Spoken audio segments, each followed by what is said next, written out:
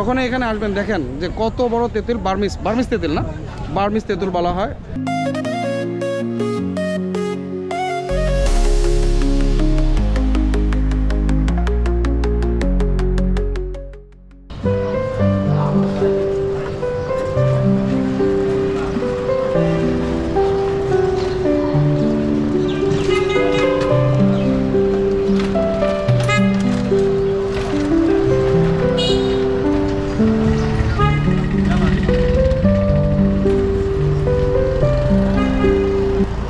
শুভ সকাল দর্শক, আপনারা সবাই কেমন আছেন?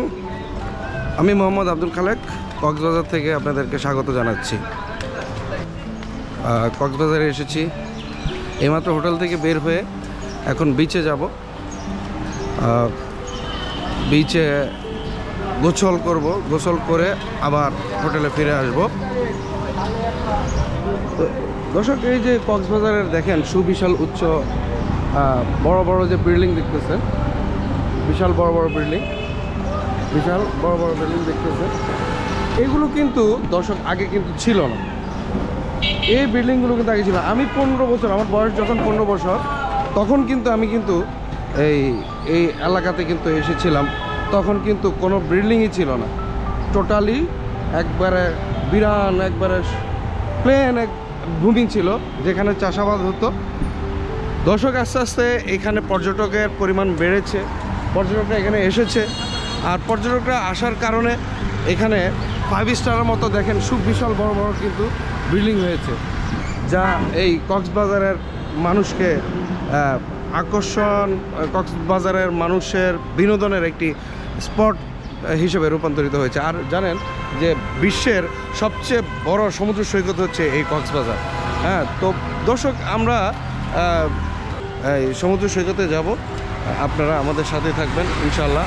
আপনাদেরকে দেখানোর চেষ্টা করব যে কি বিশাল এরিয়া নিয়ে এই কক্সবাজারের স্ট্রাকচারটা তৈরি হয়েছে। আসলে এই আগের কক্সবাজার আর এখন কক্সবাজারের রাতে দিনে পার্থক্য। এখানে এখন এত মানুষের কোলাহল, এত মানুষের আনাগোনা, এখানে দেশ বিদেশ থেকে বিভিন্ন জায়গা থেকে মানুষ এখানে আসে এই সমুদ্র সৈকতকে উপভোগ করার জন্য। ঢাকা সিটিতে 5 স্টার মানের হোটেল নাই বললেই চলে, কিন্তু এই কক্সবাজারে আসলে আপনি একটু পরপরই 5 স্টার মানের হোটেলগুলো দেখতে পাবেন, যেখানে সকল ধরনের সুযোগ সুবিধা রয়েছে। আপনারা আমার পাশে দেখতে পাচ্ছেন ওশান প্যারাডাইস, দেখতে পাচ্ছেন আমার পাশে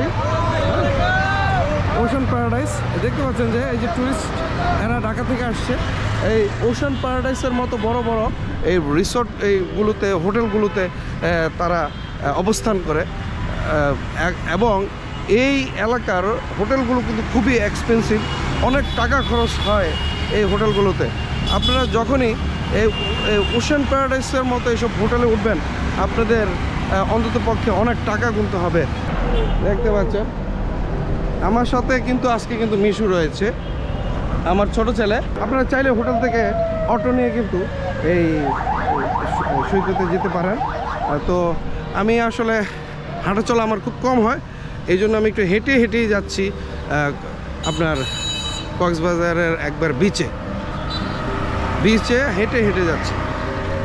ওইখান থেকে এখান দিয়ে আসো দর্শক, এই দেখতে পাচ্ছেন এই রাস্তা দিয়ে, এই রাস্তা ধরেই আমরা বিচে চলে যাব। একবার বিচের পয়েন্টে চলে আসছি। আমাদের হোটেল থেকে বেশি দূরে না কিন্তু, হ্যাঁ, বিচ একেবারে কাছে। আমাদের হোটেল থেকে বিচ একেবারে কাছে। আমাদের হোটেলের আমরা যে হোটেলটিতে রয়েছি, এটার অপর সাইডে হচ্ছে যে ওশান প্যারাডাইস। হ্যাঁ, একেবারে বিচের কাছে। তো দর্শক, আমি চেষ্টা করেছিলাম যে এই হোটেলে থাকার জন্য, কারণ এই হোটেলে যদি থাকি তাহলে দেখা যায় সমুদ্রের বীচটা দেখা যায় হোটেল থেকে। কিন্তু দুঃখের বিষয় হচ্ছে এখন কক্সবাজারের সিজন চলছে, আর প্রচুর হোটেল রয়েছে এখানে, কিন্তু সবগুলোই বুক। এই জন্য বাধ্য হয়ে রাস্তার অপর সাইডে হোটেলেই আমাকে উঠতে হয়েছে। দেখতে পাচ্ছেন সামনে সমুদ্রের একটু ভিউ দেখা যাচ্ছে, সমুদ্রের ভিউ। আমরা কিন্তু একেবারে সমুদ্রের কাছাকাছি চলে এসেছি, একেবারে সমুদ্রের কাছাকাছি চলে এসেছি।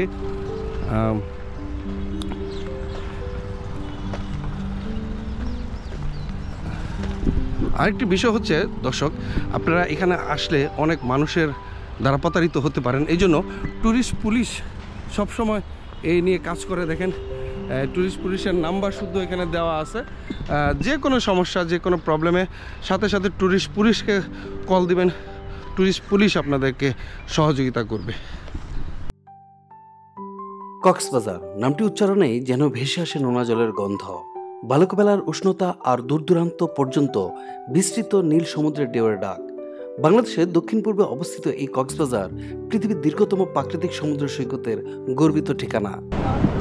দর্শক দেখতে পাচ্ছেন এখানে আস্তে আস্তে মানুষের কিন্তু সমাগম হচ্ছে। এই কক্সবাজারের প্রতিদিনের এই যে মানুষের উপস্থিতি, এটা প্রতিদিনের ব্যাপার। এখানে যদি সাপ্তাহিক কোনো বন্ধ থাকে কিংবা জাতীয় কোনো অনুষ্ঠান থাকে, তখন কিন্তু মানুষের কিন্তু উপস্থিতি আরও বেশি বেড়ে যায়। আর এই প্রতিদিন এই কক্সবাজারের বুকে প্রচুর মানুষের সমাগম ঘটে। দর্শক আস্তে আস্তে কিন্তু মানুষ বাড়তেছে। দেখবেন যে ঘণ্টাখানেকের মধ্যে প্রচুর মানুষের উপস্থিতি এখানে লক্ষ্য করতে পারবেন। সমুদ্রের কি গর্জন, বিশাল সমুদ্র, এই সমুদ্রের গর্জন আপনারা শুনতে পাচ্ছেন। কক্সবাজারে মূলত মানুষ আসে প্রকৃতি ও প্রশান্তির ছোঁয়ায় কিছু সময় কাটানোর জন্য। এই কক্সবাজারে নানা ধরনের মানুষ দেখতে পাওয়া যায়, কারণ এটি বাংলাদেশের সবচেয়ে জনপ্রিয় পর্যটন কেন্দ্র। এখানে ভিন্ন ভিন্ন বয়স, পেশা ও সামাজিক শ্রেণীর মানুষ ছুটে আসে, যাদের মধ্যে রয়েছে পর্যটক পরিবার, নবদম্পতি, বন্ধুদের গ্রুপ, স্কুল কলেজের শিক্ষার্থী, ব্যবসায়ী, দোকানদার, ভ্রাম্যমাণ, হকার ও ফটোগ্রাফার। কক্সবাজারের ইতিহাসও সমৃদ্ধ। 1760 সালে ক্যাপ্টেন হিলার কক্স এই অঞ্চলের শরণার্থীদের পুনর্বাসনের উদ্যোগ নেন। তার নামেই এই স্থানের নামকরণ করা হয় কক্সবাজার। আজ এটি বাংলাদেশ ও বিশ্বের লাখো মানুষের কাছে এক অমোঘ আকর্ষণ। টানা প্রায় 120 কিলোমিটার লম্বা সমুদ্র সৈকতের মূল আকর্ষণ নৈসর্গিক সৌন্দর্যের নীল জলরাশি, বিস্তীর্ণ বালুকাবেলা, ঢেউয়ের ছন্দ ও মনোমুগ্ধকর সূর্যাস্ত। রয়েছে ছোট বড় সবার জন্য বিভিন্ন প্রকারের বিনোদনমূলক রাইডস, যার মধ্যে ঘোড়াচড়া, স্পিডবোট, জেটস্কি, শিশুদের বালিতে খেলা, ছবি তোলা ইত্যাদি। এবং দিন শেষে বিভিন্ন প্রকারের বিনোদনমূলক অনুষ্ঠান এবং সি ফুড ও স্থানীয় খাবার এবং ধর্মীয় ও ঐতিহাসিক স্থান দর্শন। দর্শক এই আমার পিছনে যে দেখতে পাচ্ছেন ঘোড়া, এই কক্সবাজারে আসলে এই কক্সবাজারের সমুদ্র সৈকতে গোসল করার পাশাপাশি আপনারা কিন্তু এই যে ঘোড়া রাইড করতে পারেন। এখানে কিন্তু স্থানীয় যারা আছে এরা কিন্তু এই যে ঘোড়া ভাড়া দেওয়া হয়, এই ঘোড়াগুলোকে দিয়ে আপনারা কিন্তু রাইড শেয়ার করতে পারেন। তোমরা কিভাবে দাও এই ঘোড়া? স্যার আমাদের দুইটা রাইড আছে, একটা শর্ট রাইড আছে আর একটা লং রাইড আছে। শর্টটাগুলো 200 টাকা, লংটাগুলো 400 টাকা। লংটা 400। লংটা কোন জায়গা থেকে কোন জায়গায়? আপনার লং রাইডটা গেলে এখান থেকে একদম চেয়ারগুলো লাস্ট মাথ দিয়ে ঘুরে আসবেন, আর শর্টটা গেলে চেয়ারের মাঝখান দিয়ে ঘুরে আসবেন। আচ্ছা আচ্ছা আচ্ছা। প্রতিদিন কেমন ইনকাম তোমাদের? ওই 1000, 2000, 3000 টাকা। 2-3000 টাকা হয়। থাকো কি এখানে না এই শহরেই না দূরে? এখানেই থাকি। এখানেই না? দর্শক দেখতে পাচ্ছেন যে এরা কিন্তু এই প্রতিদিন এই যারা পর্যটক দর্শনার্থী আছে তারা কিন্তু আসে এবং এই সমুদ্র সৈকতে নিজের শরীরকে ভিজিয়ে দেওয়ার পাশাপাশি কিন্তু এই ঘোড়ার রাইড কিন্তু শেয়ার করে থাকে এরা। আর এখানে স্থানীয় যারা আছে তারা কিন্তু এই ঘোড়াগুলোকে কিন্তু ভাড়া দেয়, হ্যাঁ, 2টা স্টেপে আপনারা যেটা জানলেন। আর এইভাবেই কিন্তু তাদের কিন্তু প্রতিদিনের যে একটা ইনকামের সোর্স এখান থেকে কিন্তু তারা করে নেয়। এটার নাম আছে কি নাম? লালু।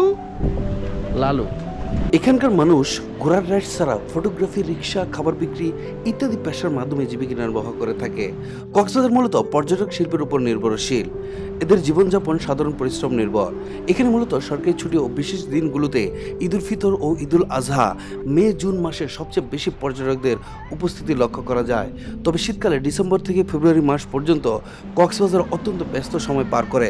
সে সময় পর্যটকের সংখ্যা ও হোটেল বুকিং 85 থেকে 90% বা তারও বেশি হয়ে থাকে।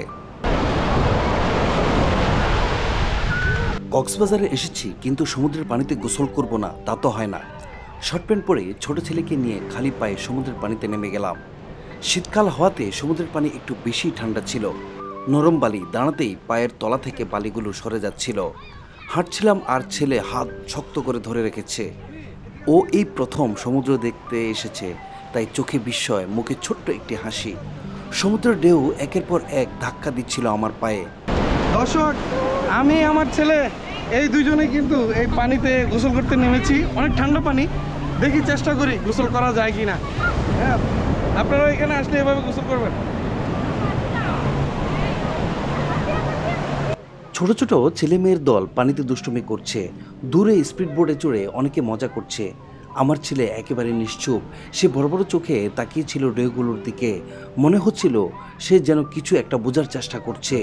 এই বিশাল জলরাশির শব্দ, তার অজানা রহস্য আর আমার বুকের উষ্ণতার আশ্রয় সবকিছু একসাথে অনুভব করছিল সে। সমুদ্রের পানি অধিক ঠান্ডা হওয়াতে ছেলেকে কোলে নিয়েই আনন্দ উল্লাসে মেতে উঠেছিলাম। কক্সবাজারে আমি বহুবার এসেছি, তখন একা ছিলাম, কিন্তু এই প্রথম পরিবার নিয়ে আসাতে অনুভূতিটাই অন্যরকম, তা ভাষায় বোঝানো যাবে না। এভাবেই মজা করতে হয় কক্সবাজার এসে। দেখুন কি বিশাল ঢেউ, অনেক ঢেউ। বাংলাদেশের দক্ষিণ পূর্ব প্রান্তে অবস্থিত কক্সবাজার শহরটি শুধু বিশ্বের দীর্ঘতম প্রাকৃতিক সমুদ্র সৈকতের জন্য বিখ্যাত নয়, বরং বর্তমানে কক্সবাজার একটি আধুনিক পর্যটক ও ব্যবসায়িক নগরীতে পরিণত হচ্ছে। সময়ের সাথে তাল মিলিয়ে শহরটি ভৌত অবকাঠামো, স্বাস্থ্যসেবা, আবাসন ব্যবস্থাপনা ও প্রযুক্তিগত উন্নয়ন আজ দৃশ্যমান। বন্ধুরা, আজ প্রথম দিন আমরা কক্সবাজারে অবস্থান করব। দ্বিতীয় দিন মেরিন ড্রাইভের পথ ধরে ছুটে যাব দূর থেকে বহু দূরে। দেখানোর চেষ্টা করব পাহাড় পর্বত বেষ্টিত অপার সৌন্দর্যময় ঘেরা সমুদ্রের প্রতিটি স্পট। আপনারা সর্বদা আমার পাশে ছিলেন, থাকবেন এবং অন্যান্য পর্বগুলো দেখার আমন্ত্রণ রইল। পাশে থেকে লাইক, কমেন্টস ও সাবস্ক্রাইব করবেন সেই কামনায় করছি। আজ এই পর্যন্ত। আল্লাহ হাফেজ।